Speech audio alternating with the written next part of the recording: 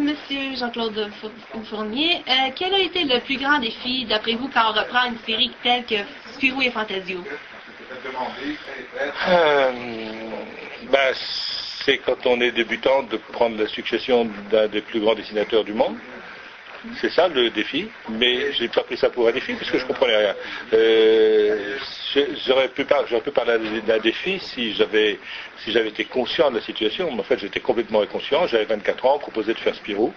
Je me suis pas demandé si j'allais relever un défi. Bon, j'ai accepté le truc tout de suite sans poser plus de questions. C'est juste après que j'ai compris que c'était difficile. Mais sur le coup, non. Mais j'ai jamais eu le sentiment de relever un défi, parce que pour relever un défi, il faut qu'on me lance un défi. On m'a pas lancé un défi, on m'a proposé de le faire, voilà. C'est de l'édition Dupuis qui vous l'a proposé comme ça? Oui. Oui, c'est l'éditeur. Un jour, j'étais au journal pour amener des planches d'un petit personnage de moi qui s'appelait Bisu. Et puis, le rédacteur en chef me dit « Ah ben vous êtes là, ça tombe bien, il y a l'éditeur qui veut vous voir. » Donc l'éditeur en chef à l'époque, c'était le fameux Delporte, Yvan Delporte, un personnage mythique de la bande dessinée. Et il m'emmène chez l'éditeur, Charles Dupuis, que je ne connaissais pas. Et puis l'éditeur me dit « Ah, vous êtes là, monsieur Fournier, je suis ravi de faire votre connaissance. Eh bien écoutez, pour ce que j'ai à vous dire, il vaut mieux que vous soyez assis. » Voilà. C'est là qu'il me dit « On a pensé à vous pour prendre la succession de monsieur Franquin pour les aventures de Spirou. » Voilà. Et effectivement, heureusement que j'étais assis, parce que je me serais enfanoui, je sais pas quoi. Voilà comment ça s'est passé. Et j'ai pas dit oui, parce que je me dis, attends. D'abord, j'ai pensé qu'ils étaient en train d'enlever Spirou à Franquin. Je savais que Franquin voulait arrêter de faire Spirou, il m'avait souvent dit comme ça, mais moi j'aurais jamais eu le culot de lui dire, mais si tu veux, moi je suis là, je peux le faire. Jamais j'aurais pensé qu'il soit possible que moi, petit dessinateur débutant, j'ose essayer une série aussi prestigieuse, quoi. Donc, Franquin me disait souvent, je savais qu'il voulait arrêter, mais là, j'ai eu l'impression tout d'un coup qu'on le lui enlevait, Spirou. Donc, d'abord, je ne pouvais pas répondre oui depuis tant que je n'avais pas eu Franquin au téléphone. Et puis, d'autre part, il fallait que je réfléchisse aussi avant de dire oui. C'est quand même si j'étais assez inconscient, il fallait que je réfléchisse un petit peu quand même, quoi. Hein.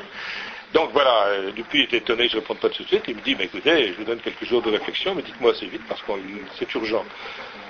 Là-dessus, je sors du bureau, je vais dans le bureau du directeur artistique, qui s'appelait Rosy, je lui demande son téléphone, j'appelle Franquin, et je lui dis, écoute, je sors du bureau de Charles Dupuis, et tu sais pas ce qu'il m'a proposé? Alors, il me dit, il t'a proposé de faire Spirou, tu refuses.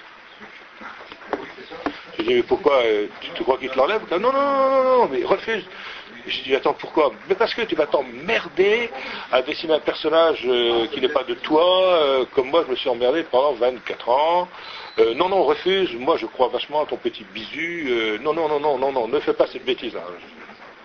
Je raccroche, j'étais complètement perdu parce que... Oui, tu es perdu là. Ah, j'ai vraiment perdu. Bon, je prends ma bagnole, j'avais une vieille de chevaux. Je remonte chez Franquin et puis je rentre dans l'atelier, il me dit, alors ça y est, t'as refusé? Puis je dis, non, attends... moi j'adore Spirou, moi. C'est-à-dire, il n'a jamais admis Franquin. Lui, il a repris Spirou quand il était jeune, mais ça n'existait pas encore, Spirou. C'est-à-dire qu'il n'avait pas vécu son enfance avec Spirou. Il n'a jamais compris que moi, j'avais vécu mon enfance avec Spirou et que j'adorais cette série et que je baignais dedans. Et ça, il n'a jamais bien compris ça. Donc je lui ai dit, bah, écoute, de toute façon, je crois que je vais accepter quand même. Il me dit, ouais, mais tant pis pour toi, tu vas te faire chier. Mais il m'a dit, si tu le prends, je vais t'aider, pas de problème. Mais réfléchis quand même. Voilà, il fallait que je réfléchisse pour tout le monde. Alors ça a été, au bout de 8 jours, j'ai envoyé un message à Dupuis en disant, bah, écoutez, je vais vous envoyer un essai bientôt, l'idée me plaît. Voilà. Voilà comment ça s'est passé. Et dès que j'ai commencé à faire les premières planches de Spirou, Franquin m'a aidé, quoi. Aucun problème, il a été extraordinaire. Il m'a fait des corrigés sur mes planches et tout, ça a été super. Voilà comment ça s'est fait. D'accord. Une belle histoire, hein? Oh oui, une belle histoire. Merci.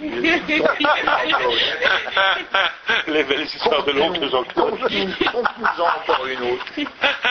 J'ai une autre question à vous poser.